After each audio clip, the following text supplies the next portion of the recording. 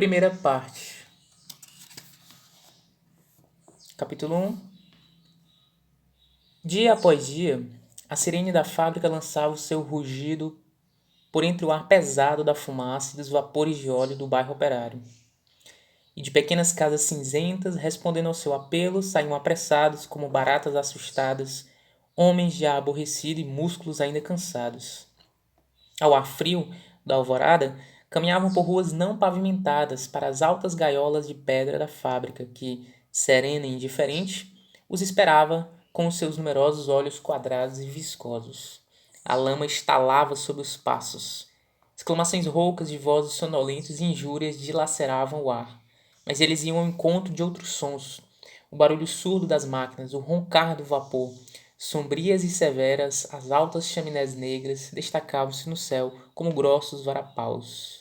À noite, quando o sol se punha e os raios vermelhos brilhavam nas janelas das casas, a fábrica vomitava das suas entranhas de pedra aquelas escórias humanas dos operários. Caras negras de fumaça, dentes brilhantes de fome, espalhavam-se de novo pelas ruas, deixando no ar exalações viscosas do óleo das máquinas. Agora, as vozes eram animadas e até alegres. O trabalho pesado terminara por aquele dia. O jantar e os repousos os esperavam em casa. A fábrica tinha devorado a jornada. As máquinas tinham sugado dos músculos dos homens todas as forças de que tiveram necessidade. Um dia mais tinha sido riscado da vida deles. Os homens tinham dado mais um passo para o túmulo, mas a doçura do repouso estava muito próxima, com o prazer da taberna enfumaçada, e eles estavam contentes. Nos dias de festa, dormia-se até às 10 horas. Depois, as pessoas respeitáveis e casadas vestiam o que tinham de melhor e iam à missa, censurando no caminho a indiferença dos jovens pelas coisas da religião. Retornando da igreja, comiam e deitavam-se até a noite. A fadiga, acumulada durante anos, tirava-lhes o apetite e muitos, para comerem, bebiam, excitando o estômago com queimaduras agudas de álcool. À noite, passeavam preguiçosamente pelas ruas. Os que tinham galochas calçavam-nas, mesmo com tempo seco, e os que possuíam guarda-chuvas levavam-nos, mesmo que não ameaçasse chuva. Quando se encontravam, conversavam sobre a fábrica, as máquinas, falavam mal dos contramestres. Não havia palavra, pensamento que não dissesse respeito ao trabalho. Praticamente não havia uma ideia, pobre e mal exprimida, que fosse a lançar uma solitária centelha na monotonia cinzenta dos dias. Quando chegavam em casa, os homens zangavam-se com as mulheres e muitas vezes batiam-lhes sem pouparem os punhos. Os jovens ficavam na taberna ou faziam pequenas festas na casa de um deles, tocavam harmônica, cantavam canções indecentes, dançavam, contavam obscenidades e bebiam. Extenuados pelo trabalho, os homens enervavam-se com facilidade. A bebida provocava uma irritação incompreensível e mórbida que exigia uma saída. Então, para libertarem a sua cólera sob qualquer pretexto fútil, atiravam-se uns aos outros com uma fúria bestial. Eram rixas sangrentas de que alguns saíam estropiados, às vezes havia mortes.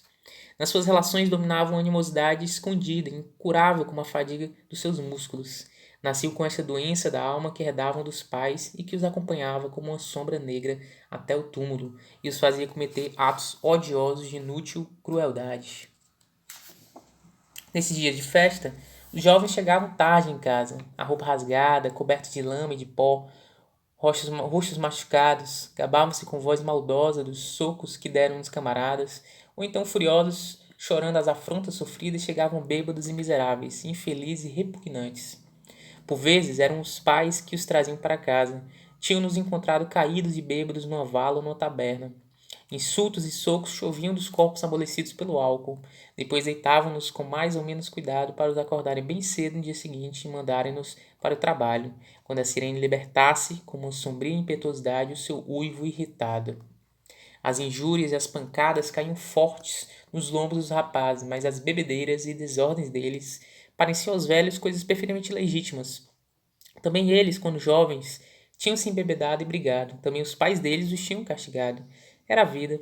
Como água turva, escoava-se igual e lenta ano após ano. Cada dia era feito dos mesmos hábitos antigos e tenazes de pensar e agir, e ninguém experimentava o desejo de tentar modificar alguma coisa. Por vezes, apareciam estranhos vindos não se sabe de onde. Primeiro chamava a atenção simplesmente porque eram desconhecidos.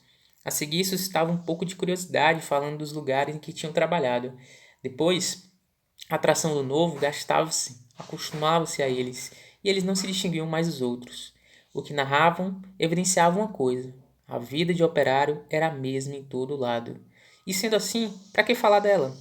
Mas havia alguns que diziam coisas novas no bairro, não discutiam com eles, mas escutavam, sem acreditar, suas histórias bizarras, que provocavam surda irritação em alguns e inquietude em outros. Outros ainda sentiam-se perturbados por uma vaga esperança e punham-se a beber ainda mais para espantar esse sentimento inútil e incômodo. Quando notavam no estranho o menor traço extraordinário, os habitantes do bairro tratavam-no durante muito tempo com dureza, com repulsa instintiva, como se temessem que ele trouxesse às suas existências algo que perturbasse a regularidade morna, penosa, mas tranquila. Acostumados a serem esmagados pela vida com uma força constante, não esperavam nenhuma melhoria e consideravam que todas as alterações só tornariam o seu jugo ainda mais pesado. Os que falavam de coisas novas viam as pessoas do bairro fugir em silêncio. Então desapareciam, punham-se a caminho ou, se ficavam na fábrica, viviam afastados, pois não conseguiam fundir-se na massa uniforme dos operários. Os homens viviam assim uns 50 anos, depois morriam. Capítulo 2. Era assim que vivia o serralheiro Mikhail Vlasov, homem sombrio, peludo, de pequenos olhos confiados, sob espessas sobrancelhas, sorriso mau. O melhor serralheiro da fábrica e o Hércules do bairro ganhava pouco, porque era grosseiro com os chefes. Todos os domingos moía alguém de pancada. Todo mundo o detestava, o temia. Tinham tentado também sová-lo, mas sem êxito. Quando Vlasov percebia que iam atacá-lo, pegava uma pedra, uma prancha, uma barra de ferro e, de pernas afastadas, esperava o inimigo em silêncio. A cara coberta dos olhos ao pescoço por uma barba negra e as suas mãos peludas metiam medo em todo o mundo. Temiam sobretudo os olhos dele, pequenos e penetrantes, que transpassavam as pessoas como uma ponta de aço. Quando se chocava com o olhar dele, sentia-se a presença de uma força selvagem, imune ao medo, pronta a massacrar sem piedade. Vão embora, canalhas! Dizia em surdina. Por entre a espessa barba luziam seus dentes amarelos. Os adversários recuavam, injúrias nos lábios, mas temerosos. Canalhas! Gritava-lhes ainda e o olhar dele faiscava, mau, agudo, como uma sovela. Depois, levantando a cabeça no ar de desafio, ia atrás deles, provocando-os. Então, quem quer morrer? Ninguém queria. Falava pouco e a sua expressão favorita era canalha. Qualificava assim os chefes da fábrica e a polícia, e empregava também essa palavra dirigindo-se à mulher.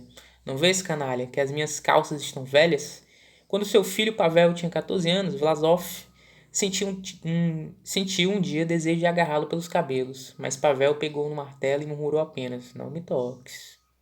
O quê? Perguntou o pai, e avançou para o jovem esbelto e esguio como a sombra sobre uma bétula nova. Basta, disse Pavel, não deixarei que me toques, e brandiu o martelo.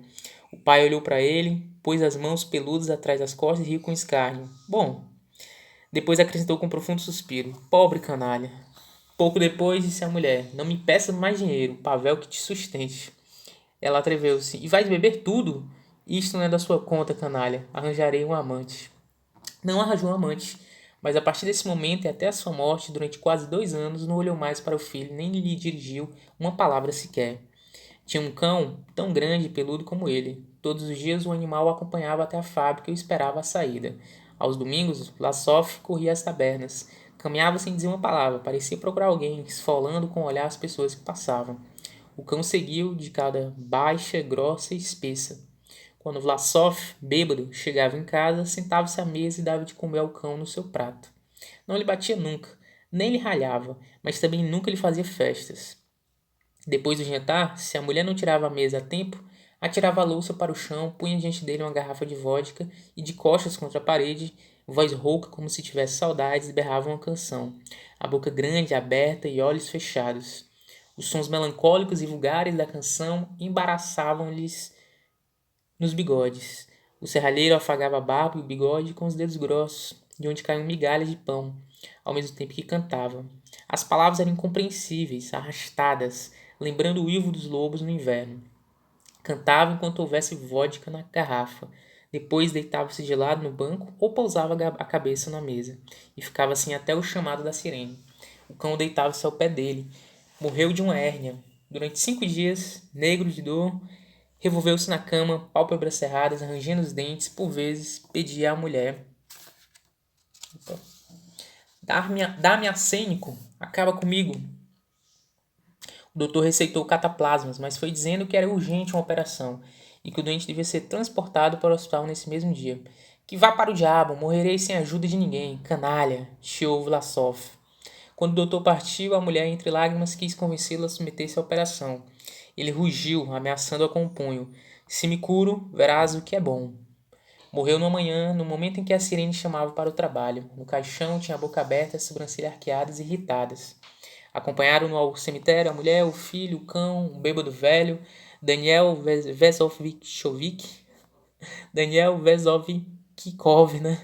Um ladrão corrido da fábrica e alguns miseráveis do bairro. A mulher chorava em silêncio. Pavel não deixou correr uma lágrima. Os habitantes que se cruzavam com o cortejo paravam e benziam-se dizendo: sem dúvida a mulher deve estar contente por ele ter morrido. Outros emendavam: morreu não, esticou o pernil. Depois de o caixão ter sido baixado, as pessoas partiram, mas o cão ficou ali, deitado na terra fria e sem ladrar. Farejou durante muito tempo a sepultura. Alguns dias depois, mataram-no, não sabe quem. Num domingo, 15 dias depois da morte do pai, Pavel Vlasov entrou bêbado em casa. Chegou cambaleando e dando um soco na mesa, como o pai fazia. Gritou: o jantar! A mãe aproximou-se, sentou-se ao lado dele, abraçando, aconchegou no peito a cabeça do filho. Este, apoiando uma mão no ombro dela, afastou e gritou: vamos, mãe, rápido! Tontinho, disse ela numa voz triste e carinhosa, quebrando a resistência de Pavel. E quero fumar. Dá-me o cachimbo do pai. Ordenou com a língua rebelde. Era a primeira vez que se embriagava. O álcool enfraquecera-lhe o corpo, mas não perdera a consciência das coisas. E uma questão não lhe saía da cabeça. Estou bêbado? Estou bêbado? As carícias da mãe tornaram-no confuso e a tristeza dos olhos dela comoveu-o. Tinha vontade de chorar e, para dominar esse desejo, fingia-se mais bêbado do que realmente estava. E a mãe afagava-lhe os cabelos emaranhados e encharcados de suor, ao mesmo tempo que lhe dizia docemente: não deverias ter bebido. Náuseas tomaram conta dele. Depois de vários vômitos violentos, a mãe deitou-o na cama e cobriu sua testa lívida com uma toalha úmida. Recompôs-se um pouco, mas tudo girava em torno dele. As pálpebras pesavam-lhe e a boca tinha um gosto repugnante e amargo. Olhava o rosto largo da mãe através das pestanas e pensamentos acorriam-lhe numa roda viva. Será ainda demasiado cedo para mim? Os outros bebem, não sentem nada, e a mim dá-me vontade de vomitar. De longe, chegava até ele a voz doce da mãe. Como me poderá sustentar se te puseres a beber? Pavel cerrou as pálpebras e disse: todo o mundo bebe. A mãe soltou um suspiro profundo. Ele tinha razão. Sabia bem que as pessoas não tinham outro local onde ir buscar um pouco de alegria, a não ser a taberna. Apesar disso, respondeu: tu não bebas. Teu pai bebeu o suficiente por ti. Atormentou-me o suficiente. Podias muito bem ter piedade da tua mãe. Pavel ouvia essas palavras tristes e ternas. Lembrou-se da existência apagada e silenciosa da mãe, quando era vivo o pai, quando ela vivia na espera angustiante das pancadas. Nos últimos tempos, Pavel não estivera muito em casa, para evitar encontrar-se com o pai e desacostumara-se um pouco da mãe. E agora, enquanto saía pouco a pouco da bebedeira, olhava para ela atentamente. Era alta, ligeiramente curvada. O seu corpo, quebrado pela labuta incessante e os murros do homem, moviam-se sem ruído, um pouco de lado, como se temesse sempre chocar em qualquer coisa. O seu largo rosto oval, burilado de rugas, ligeiramente inchado, era iluminado por olhos escuros, tristes e inquietos, como os da maior parte das mulheres do bairro. Uma cicatriz profunda na sobrancelha direita fazia esta se elevar um pouco, e parecia que a orelha do mesmo lado também estava mais alta que a outra. Tinha um ar de estar sempre à espera, temerosa. Mechas cinzentas cruzavam-se no seu cabelo preto. Toda ela era doçura, tristeza, resignação. E pelas suas faces, lentamente, corriam lágrimas. Não chores, disse-lhe docemente o filho. Dá-me de beber. Vou buscar-te água, com gelo. Mas quando voltou, ele já dormia. Ficou imóvel um instante, inclinada sobre o filho. A caneca tremia-lhe na mão e o gelo tilintava suavemente nas bordas. Pousou-a na mesa e em silêncio ajoelhou-se diante dos ícones. Ecos de bebedeiras morriam nas janelas da casa. Entre as trevas e a umidade daquela noite de outono, uma harmônica esganiçava-se. Alguém cantava a plenos pulmões enquanto outro lançava violentas pragas.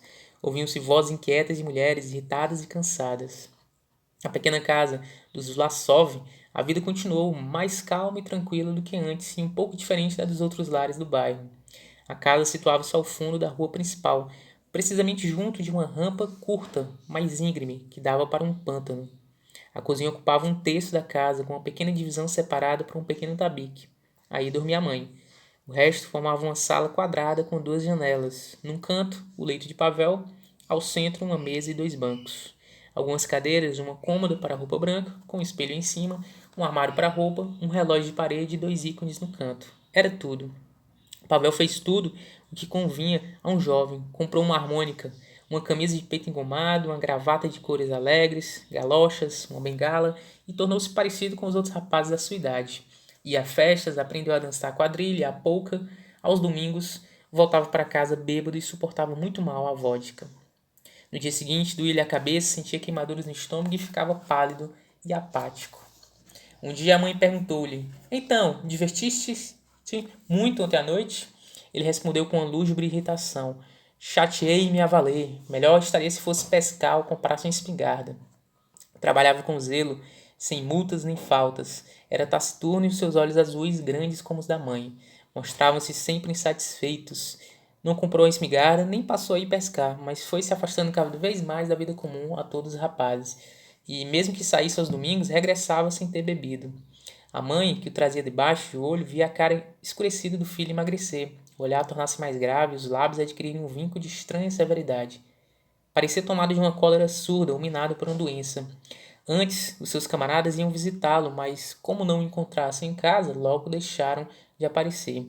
A mãe observava com prazer que Pavel deixara de imitar os jovens da fábrica, mas quando notou a obstinação com que ele se esquivava do curso sombrio da vida comum, uma sensação de obscuro perigo invadiu seu coração. Não te sentes bem, meu Pavlik? Perguntava-lhe por vezes a mãe. Não, sinto-me bem, respondia ele. Estás magro? Suspirava a mãe. Pôs-se a trazer livros que lia às escondidas e depois guardava em qualquer parte. Às vezes copiava uma passagem em um pedaço de papel que igualmente escondia. Falavam um pouco e quase não se viam. De manhã ele bebia o chá sem dizer uma palavra e corria para o trabalho ao meio-dia. Chegava para o almoço, à mesa, trocava algumas palavras insignificantes e de novo desaparecia até a noite. Deixa eu virar aqui para mim.